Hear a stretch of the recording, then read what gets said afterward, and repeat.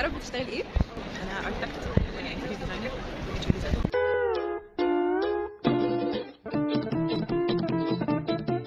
ديزاين ممكن يكون بيلدينج، ممكن يكون ابارتمنت، ممكن يكون حاجه انتيريور، وممكن يكون فرنتشر.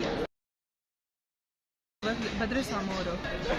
حاسة عمارة فن كبير قوي وكونكتد بكل حاجة، يعني في ديزاين بيلدينج أو ديزاين أي حاجة لازم تكوني كونكتد بكل حاجة حواليكي، في الطبيعة وفي الناس.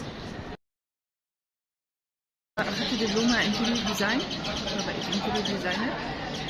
وبعد كده كان نفسي اخد كورس ليه علاقة بالفرنتشر ديزاين ملقتش، فرحت اشتغلت في مكان فرنتشر ديزاين فبقيت فرنتشر ديزاين.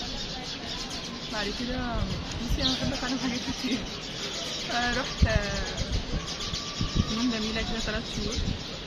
بعد كده خدت ورك شوب تصوير، ورك شوب جولري، اي ورك شوب مع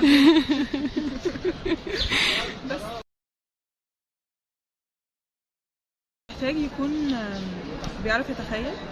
اعتقد يعني اقوى حاجه ان انت تكون عندك تخيل كويس، ويكون عندك نظره، يعني اللي هو تبص لحاجه تنسباير منها حاجه، ما تشوفش الحاجات زي ما هي، تشوف الحاجات بأبعاد مختلفه.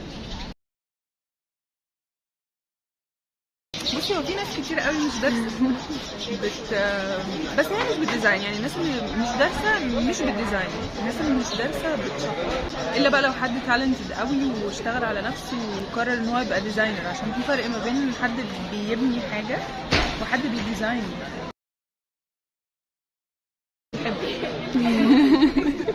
ماشي، شكرا.